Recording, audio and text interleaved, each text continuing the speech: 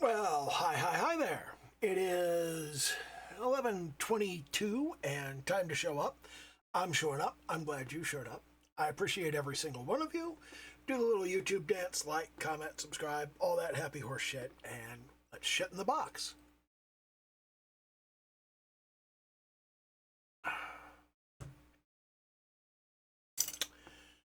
I have spent much of today playing a pair of Horde survival roguelikes. Specifically, I've been playing Disfigure, which is fairly interesting, and Be My Horde, which is also fairly interesting. And I've been kind of going back and forth between them and thinking about the way that they're structured, because both of these have some similarities to the way that I want my game to work. The Disfigure has weapons that you can unlock. It works a little bit differently than I envisioned mine working, but it doesn't have a character select. Similarly, Be My Horde doesn't have any weapon selection or any character selection. It has a skin selection, which I guess is similar, but I mean, really, when I say character selection, what I'm really talking about is skin selection. It's not really a different character. They have the same basic layout, but I may want to change some little things, just like a couple stats here and there. One of them may move faster, but I don't know. I've been thinking about how I want to handle that, and I'm not 100% finished with that idea because I'm keeping everything very simple right now. I've got a single character. I've got a single weapon. That single weapon is just a crossbow, and there's one level and one set of enemies, and that's it. In fact, there's not even a set of enemies. There's one enemy. There's one level. There's one enemy. That's all. And all of the details I'm saving for after I get the major mechanics worked out, like in terms of what you can upgrade and when you can upgrade it and how those upgrades work.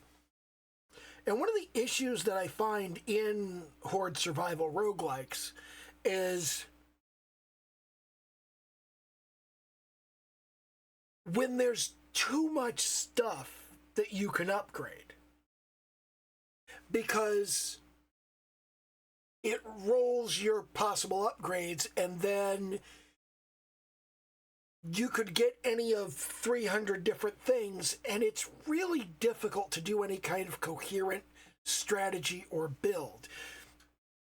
You're kind of at the mercy of the random number generator, and if you can't strategize, if you can't plan out your run, then that's a particular type of player that's going to be very upset and not like the game. It's me. It's people like me who are going to be very upset and not like the game. Unless, and I was remembering there was a game like this. There's a game called Spell Disc. You cannot do a coherent build in that because there's just too many different things that could pop up. But all of the things are well balanced enough that it doesn't really matter. So I was thinking about this some more, and I was thinking it's not so much that there's too much stuff and you can't strategize. It's that there are too many shitty strategies nobody wants. Which is a variant of, there are a tiny few strategies that are really good. Because that's a matter of opinion. It's a matter of opinion. If you've got two strategies and one of them works and one of them doesn't, it is a question of opinion whether the strategy that works is a good strategy or the strategy that doesn't is a bad strategy.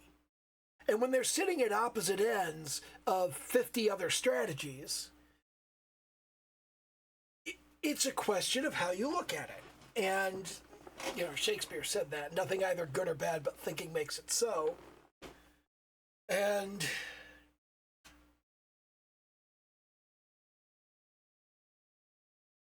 I don't want to think too much about the specifics of this, but I do want to think about the question of how much stuff should be in the game. And one of the things I see a lot of games doing is kind of retroactively fitting in. People go, I wish there was a bestiary so I could go through and look at all the different kinds of enemies. And they have to go and build one of those later. You should build one of those in from the start.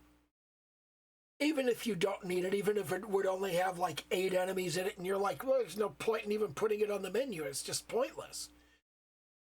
By the time it expands to the point that people are starting to go, man, I wish I had a menu where I could look all that up, it's become a big job. Whereas if you just did it as you went, every time you created one kind of enemy, you'd write one entry and you'd be done. As opposed to when you've done 1,500 enemies and now you have to write 1,500 entries. Also, you can be funnier that way. It's easier to make one joke about one thing than it is to make 1,500 jokes about 1,500 things. And most of the 1,500 jokes are not going to be funny. But if you only do one joke at a time, you can do a pretty good job of making sure they're all kind of funny. Not that I'm necessarily going to tell jokes. I might tell jokes. Might not. I don't know.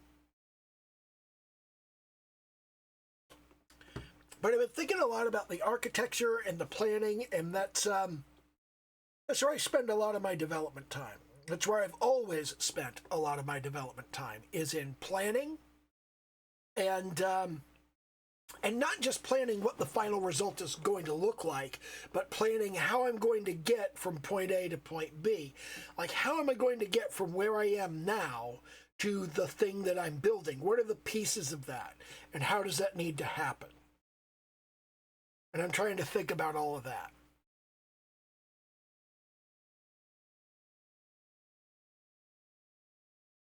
And I don't know if there's anything I could say about this that is that's actually interesting to listen to.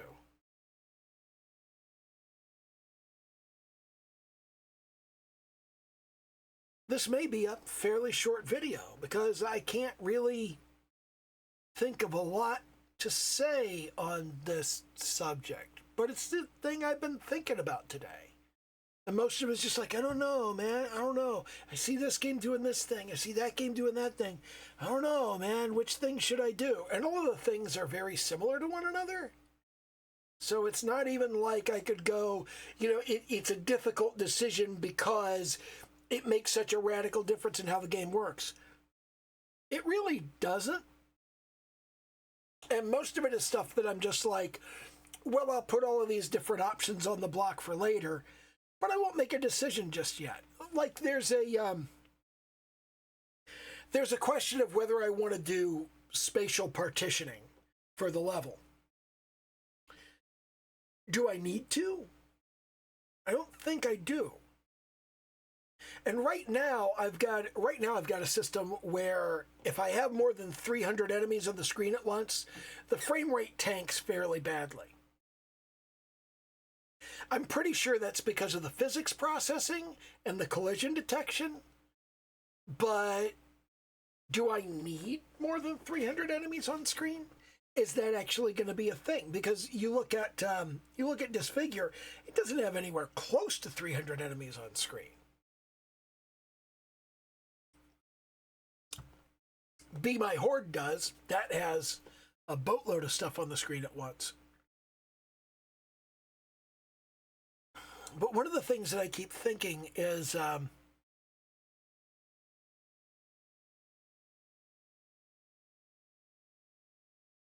spatial partitioning could make it easier to figure out whether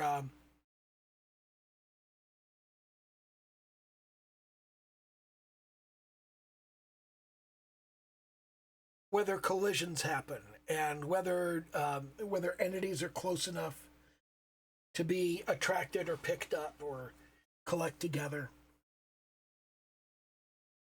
But at the same time, I don't want to build a spatial partitioning algorithm.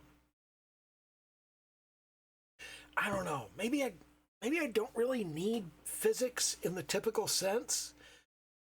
Maybe I can just turn all of that off and roll my own. But if I turn all of that off and roll my own, then why am I using Godot for all of this? Why don't I just, like, write the whole thing myself?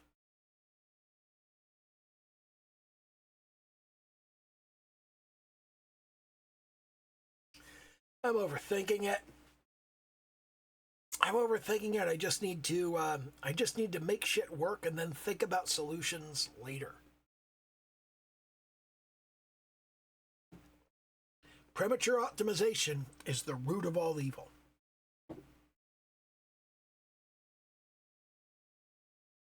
Don't try to optimize code you haven't written yet. In other words, you'll fuck everything up. I really need to get in here and do these menus. It's not even going to be that difficult. I mean, it's just like GD script is just, it's the same algol 60 derivative that C# is. They're going to make similar decisions and distinctions, but it's also really designed to work well with the interface and with the UI. I don't know. I don't really have a whole lot meaningful to say. I'm just kind of waffling. Yeah, I'm just gonna bail on this video. It's only been like 10 minutes or so, but I don't have anything particularly interesting to say. So maybe I just need to go think some more and do a better video on Friday.